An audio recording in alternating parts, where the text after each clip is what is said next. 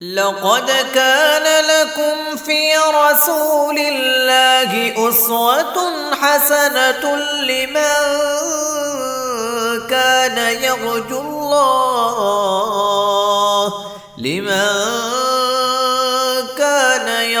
الله واليوم الآخر وذكر الله كثيرا. نحمده ونصلي على رسوله الكريم. اما بعد، صحیح البخاری کتاب الحیض باب نمبر 2، باب غسل الحائض رأس زوجها و ترجیلہ. یہ باب ہے اس سلسلہ میں کہ حیض والی عورت اپنے خامد کا سر دھو سکتی ہے اور اس کو کنگھی بھی کر سکتی ہے. حیض کی حالت میں عورت خامد کے سر کو دھو بھی سکتی ہے اور کنگھی بھی کر سکتی ہے. اصل کے اندر امام بخاری رحمہ اللہ یہودیوں کا رد کرنا چاہتے ہیں. یہودی لوگ حیض کے ایام میں عورت کے ساتھ اکٹھے بیٹھنا اور اس کے ہاتھ سے کوئی چیز لینا، اس کا جسم کو مس کرنا، یہ تمام ممنوع خیال کرتے تھے. اور ان کے اس غیر معقول رویے پر تنبیہ کرنے کے لیے امام بخاری نے یہ باب قائم کیا، اور ساتھ ہی قرآن کے اندر جو الفاظ ہیں کہ لا تقربوہن، حیض کے ایام میں عورت کے قریب نہ جاؤ، اس کا معنی بیان کرنا چاہتے ہیں کہ قریب نہ جانے سے کیا مراد ہے. اس سے مراد خامد بیوی کے تعلقات مراد ہیں، مباشرت مراد ہے کہ اس اعتبار سے عورتوں کے قریب نہ جاؤ. باقی ان کے ساتھ اٹھنا بیٹھنا، ان کے ساتھ لیٹنا اور اس طرح اس کے ہاتھ سے پکی ہوئی چیز لینا، یہ تمام معاملات کیے جا سکتے ہیں. حدیث نمبر 295، قال حدثنا عبداللہ بن یوسف قال حدثنا مالک عن ہشام بن عروہ عن ابی عن عائشہ قالت كنت ارجل رأس رسول اللہ صلی اللہ علیہ وسلم وانا حائض. سیدہ عائشہ رضی اللہ تعالی عنہ فرماتی ہیں میں کنگھی کیا کرتی تھی رسول اللہ صلی اللہ علیہ وسلم کے سر مبارک کو اس حال میں کہ میں حیض والی ہوتی. حیض کی حالت میں میں آپ کے سر مبارک کو کنگھی کیا کرتی تھی. یہ روایت امام بخاری رحمہ اللہ 8 مرتبہ لائے ہیں اور اس سے اور بھی کئی ایک مسائل ثابت کیے ہیں. اس جگہ یہ ثابت کیا کہ حیض کی حالت میں عورت کا ہاتھ اور اس کا جسم کو نجس نہیں ہو جاتا. وہ کسی چیز کو ہاتھ لگائے گی تو وہ چیز پلید ہو جائے گی، یہ بات نہیں ہے، بلکہ وہ کپڑے دھو سکتی ہے، کپڑے استری کر کے خامد کو دے سکتی ہے، خامد کے ساتھ بیٹھنا اٹھنا، اس کے ساتھ باقی معاملات کر سکتی ہے سوائے مباشرت کے. وہ نہیں، باقی تمام معاملات ہو سکتے ہیں. تو حیض کے اس کے ہاتھ کو نہیں لگاتا. ہاں البتہ اگر حیض کا خون کسی جس جگہ لگا ہے تو وہ تو نجس ہے، تو باقی ہاتھ اگر صاف ہے تو اس کے ہاتھ کے ساتھ ہاتھ ملانا ہے، کوئی چیز اس کے ہاتھ کو مس کی ہے اس کو استعمال کرنا، اس میں کوئی حرج نہیں. حدیث نمبر 296، قال حدثنا ابراہیم بن موسیٰ قال اخبرنا ہشام بن یوسف ان ابن جریج اخبرهم قال اخبرنا ہشام عن عروہ انه سئل اتخدمون الحائض. حضرت عروہ سے روایت ہے کہ ان سے سوال کیا گیا، سائل نے سوال یہ کیا اتخدمون الحائض، کیا حیض والی عورت میری خدمت کر سکتی ہے؟ او تدن منی المرأۃ وہی جنوب، یا جنابت کی حالت میں عورت میرے قریب آ سکتی ہے؟ عورت سے مراد اپنی بیوی ہے. سائل کا سوال یہ تھا میری بیوی حیض کی حالت میں میری خدمت کر سکتی ہے، میرے جسم کو دبانا، کوئی کنگھی وغیرہ کرنا کہ اور جسم کے ساتھ اس کا مس کرنا یہ. اور اسی طرح جنابت کی حالت میں کیا عورت میرے قریب آ سکتی ہے؟ فقال عروہ، تو حضرت عروہ نے جواب دیا کل ذالک علی ہین، یہ سب کام میرے نزدیک آسان ہے، کوئی مشکل نہیں ہے. خواہ جنابت کی حالت میں عورت ہو یا حیض کی حالت میں، اس کا خامد کے قریب آنا، خامد کی خدمت کرنا، یہ کوئی اس میں پرابلم نہیں ہے، کوئی مسئلہ نہیں ہے. وَكُلُّ ذَلِكَ تَخْدُمُنِي، ان تمام حالتوں میں میری بیوی میری خدمت کرتی ہے. دونوں حالتوں میں سے کوئی حالت بھی ہو تو میری بیوی میری خدمت کرتی ہے.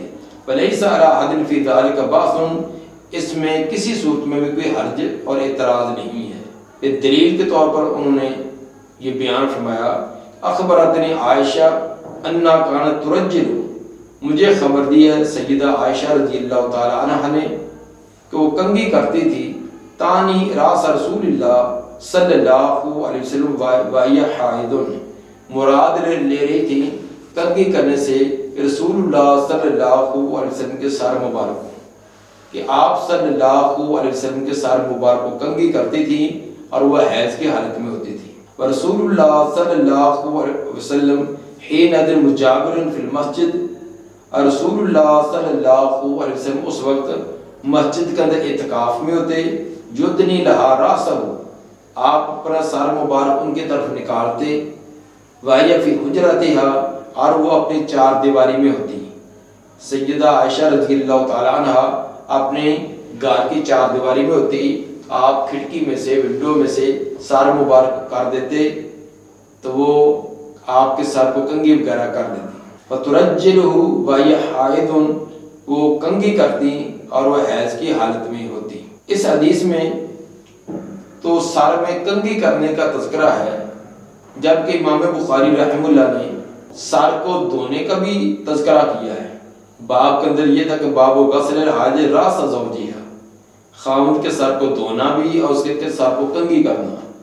اس میں سے باب کا ایک حصہ تو ثابت ہوتا ہے لیکن دوسرا پہلا حصہ ثابت نہیں ہوتا. اس میں اہل علم نے تین طرح کی یہ مناسبتیں بیان کی ہیں کہ ان حدیث کی باب کے ساتھ تین طرح کی مناسبتیں. پہلی تو یہ کہ کنگھی عام طور پر سر کو دھونے کے بعد ہوتی ہے. عام طور پر سر کو دھویا جاتا ہے، پھر تیل شیل لگا کر کنگھی کی جاتی ہے. جب کنگھی کی جاتی ہے تو صاف ظاہر اس سے پہلے غسل بھی ہوگا، سر کو دھویا بھی ہوگا. ایک مناسبت تو یہ ہے.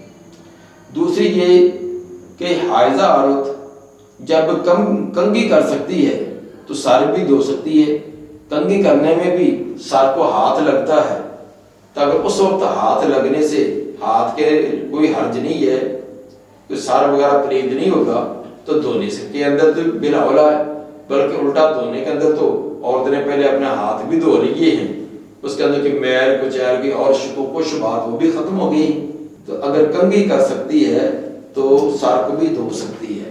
تیسرا، امام بخاری رحمہ اللہ اس حدیث سے آگے حدیث آ رہی 301 اس کی طرف اشارہ کر رہے ہیں، جس میں یہ لفظ آتے ہیں کہ کانا یخرج راسہ الیہ، آپ صلی اللہ علیہ وسلم اپنا سر مبارک میری طرف نکالتے، وہ معتکفون، آپ اعتکاف کی حالت میں ہوتے، فاغسلہ وانا حائض، تو میں آپ کا سر مبارک دھو دیتی اور میں حیض کی حالت میں ہوتی. تو امام بخاری رحمہ اللہ کا یہ طریقہ بھی ہے کہ بسا اوقات ایک روایت لاتے ہیں، اس روایت میں اس جگہ وہ الفاظ نہیں ہوتے، وہ پیچھے سے گزری ہوئی روایت میں الفاظ ہوتے ہیں یا آئندہ آنے والی میں ہوتے ہیں، اس سے باب کی مناسبت قائم کر دیتے ہیں. تو یہی سیدہ عائشہ رضی اللہ تعالی عنہ والی روایت، اور جس کے اندر آپ اعتکاف میں بیٹھے ہوتے اور اعتکاف کی حالت میں سر مبارک حجرے کی طرف نکالتے اور کنگھی کرتی، اسی روایت کے اندر ہے.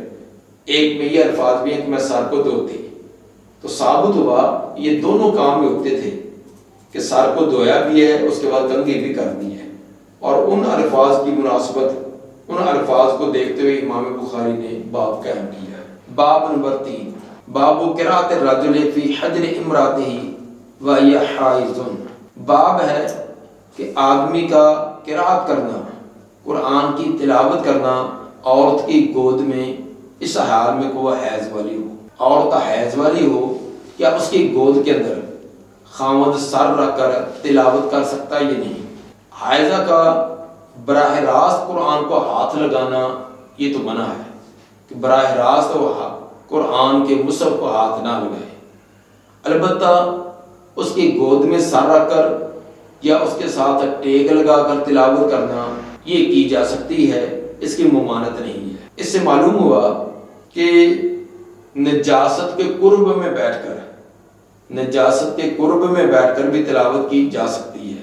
اب صاف ظاہر ہے کہ حیض کی حالت میں جب عورت کی گود میں سر رکھ کر تلاوت کی جا سکتی ہے، اب حیض کا نکلنا اور حیض والی جگہ یہ تو نجس ہے، تو سر قریب ہونے کے باوجود آپ نے تلاوت کی ہے۔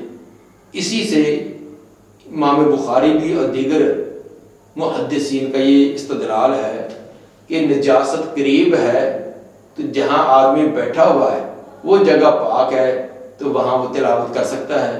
جیسے کہ بعض تنگ گھر ہوتے ہیں، ساتھ ہی واش روم ہوتا ہے، تو واش روم کے باہر تو جگہ صاف ہی ہوتی ہے تو وہاں آدمی بیٹھ کر تلاوت کر سکتا ہے۔ اور اس سے یہ بھی ثابت ہو گیا کہ جنبی آدمی ہو یا حیض نفاس والی عورت ہو تو وہ قرآن کی تلاوت کو سن سکتی ہے۔ اب جب آپ تلاوت فرماتے تھے سیدہ عائشہ رضی اللہ تعالی عنہ کی گود میں سر رکھ کر، تو وہ اگرچہ حیض والی ہوتی تھیں لیکن نبی صلی اللہ علیہ وسلم جو اونچے قرآن پڑھتے ہیں تو سیدہ عائشہ رضی اللہ تعالی عنہ قرآن کو سن رہی ہے، تو ثابت ہوا کہ عورت کا قرآن کی تلاوت کو سننا، خواہ وہ جنابت کی حالت میں ہو خواہ وہ حیض کی حالت میں ہو، اس کی ممانعت نہیں ہے۔ اس کے لیے امام بخاری رحمہ اللہ پہلے ایک اثر بیان کر فرماتے ہیں کہ وَقَانَ ابو وائل یرسل خادمہ وَهِیَ حائض۔ ابو وائل جو مشہور تابعی ہیں اور حضرت عبداللہ بن مسعود رضی اللہ تعالیٰ عنہ کے شاگرد ہیں، ان کا یہ اثر بیان کیا ہے کہ وہ اپنی خادمہ کو بھیجتے تھے۔ خادم کا لفظ یہ مذکر اور مؤنث دونوں پر بولا جاتا ہے، تو یہاں خادمہ مراد ہے، یعنی باندی مراد ہے۔ ابو وائل بیچتے تھے اپنی خادمہ کو وَهِیَ حائض، اس عالم کو حیض والی ہوتی، بیچتے تھے الی ابی رزین، ابو رزین کی طرف۔ ابو رزین جو یہ بھی مشہور تابعی ہیں، ان کے پاس بھیجتے ہیں۔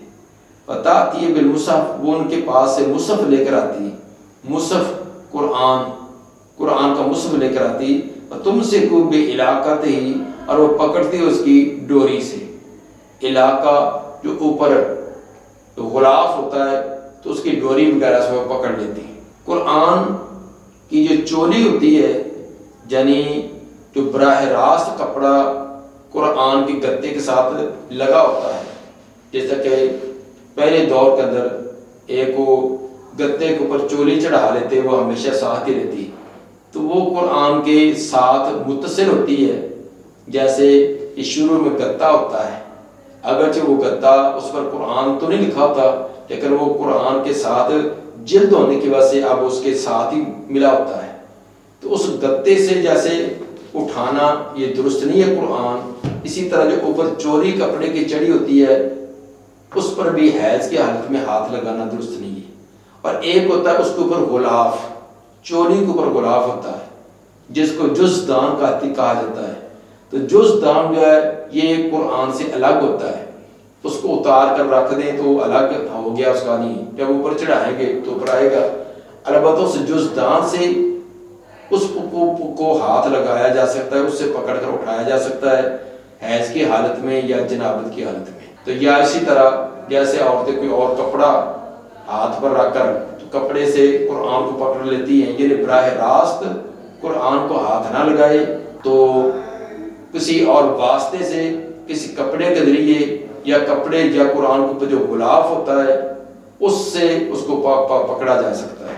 دلیل کے طور پر یہ ابو وائل کا اثر امام بخاری نے درج کیا، اور یہ صحیح سند کے ساتھ مصنفہ ابن ابی شیبہ جلد 2 صفحہ 361 پر یہ قول، یہ اثر موجود ہے۔ حدیث نمبر 297 قال حدثنا ابو نعیم الفضل بن دکین سمع زہیرا عن منصور بن صفیہ ان امہ حدثته، کہ اس کی والدہ نے ان کو یہ روایت سنائی، ان عائشہ حدثتها، کہ ان کو حضرت عائشہ رضی اللہ تعالی عنہ نے یہ روایت سنائی کہ ان نبی صلی اللہ علیہ وسلم کان یتقی فی حجری، کہ نبی صلی اللہ علیہ وسلم ٹیک لگاتے تھے میری گود میں، وانا حائض، اور میں حیض کی حالت میں ہوتی، ثم یقرأ القرآن، پھر آپ قرآن کی تلاوت کرتے۔ سیدہ عائشہ رضی اللہ تعالیٰ عنہ فرماتی ہیں میں حیض کی حالت میں ہوتی، آپ میرے ساتھ ٹیک لگاتے یعنی میری گود میں سر رکھ لیتے، ثم یقرأ القرآن، پھر قرآن کی تلاوت کرتے۔ دونوں حدیث کی موافقت اس طرح ہوگی کہ جیسے قرآن کا جو حافظ ہے، جس نے قرآن کو حفظ کیا، اس کے سینے کے اندر قرآن ہے، تو وہ حیض والی عورت کی گود میں بھی سر رکھ کر تلاوت کر سکتا ہے اور اس کو ٹیک لگا کر بھی، حالانکہ اس کے سینے میں قرآن ہے، لیکن اس کے باوجود وہ عورت کے ساتھ ٹیک بھی لگا سکتا ہے، اس کی گود میں سر بھی رکھ سکتا ہے۔ اسی پر قیاس کیا کہ جس طرح قرآن سینے میں ہوتا ہے، اس کے باوجود وہ آدمی حیض والی عورت کے گود میں سر رکھ سکتا ہے، ٹیک لگا سکتا ہے۔ اسی طرح قرآن کے اوراق، قرآن جو اوراق میں لکھا ہوا ہے وہ غلاف کے اندر بند ہے، اللہ کی طرح کے غلاف کے اندر بند ہے، تو اس کو بھی مس کیا جا سکتا ہے، ہاتھ لگایا جا سکتا ہے۔ جیسے مرد کے سینے کے اندر قرآن ہو تو قرآن سینے میں اور باقی جسم وہ حیض والی عورت کے ساتھ مس کرے تو اس میں حرج نہیں ہے۔ اس طرح قرآن اگر اوراق میں ہے اور اوراق کے اوپر کپڑا ہے، جو کپڑا الگ سے ہے، الگ ہو جاتا ہے، اوپر پھر چڑھایا بھی جا سکتا ہے، قرآن کے ساتھ اس کا جز نہیں بنا ہوا، اس کو بھی اگر ہاتھ لگا لیا جائے تو اس میں حرج نہیں ہے۔ یہ تھا امام بخاری رحمہ اللہ کا ایک لطیف سا استدلال، جس کی بنا پر ایک باب قائم کیا تھا کہ حیض والی عورت کی گود کے اندر سر رکھ کر قرآن کی تلاوت کی جا سکتی ہے۔ باب نمبر 4، باب من سمى النفاس حیضا، باب ہے جس نے نفاس کو حیض کہا۔ ویسے تو جب یہ مقابلے میں دونوں لفظ استعمال ہوں، حیض الگ ہوتا ہے، نفاس الگ ہوتا ہے۔ حیض تو وہ ہوتا ہے کہ جو صحت مند بالغ عورت کو ہر مہینے چند دن اس کو بلیڈنگ ہوتی ہے، خون آتا ہے۔ نفاس ہوتا ہے بچے کی ولادت کے بعد کچھ دن خون آتا ہے۔ اس اعتبار سے یہ دو الگ ہیں، لیکن حقیقت میں دیکھا جائے تو یہ نفاس کا خون جو یہ حیض ہی کا ہی خون ہوتا ہے، کیونکہ جب حمل ٹھہر جاتا ہے تو حمل کا منہ جو بند ہو جاتا ہے اور اس میں سے خون نہیں نکلتا، وہی جو حیض کی شکل میں نکلتا اب وہ رحم کے اندر رہتا ہے، تو جب بچہ پیدا ہوگا تو پھر اندر ٹھہرا ہوا خون جو تھا وہ باہر نکلتا ہے۔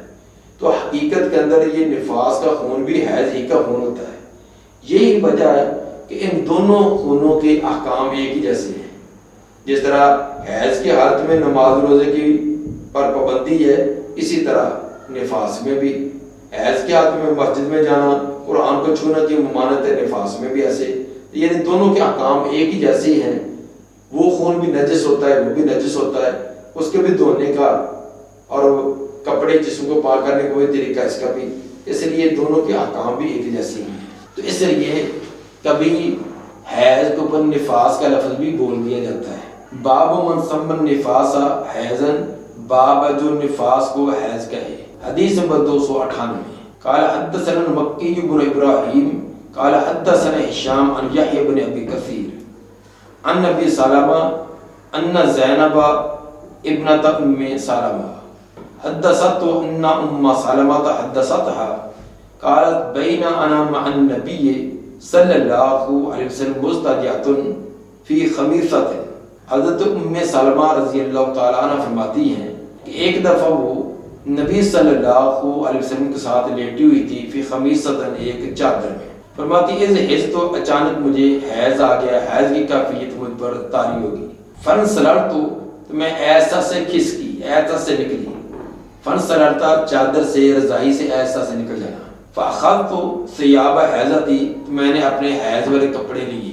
عورتوں نے ان ایام کے اندر کپڑے رکھے ہوتے ہیں، رف سے کپڑے، تو انہوں نے وہ جو حیض کی حالت میں پہننے والے رف کپڑے تھے وہ لیے۔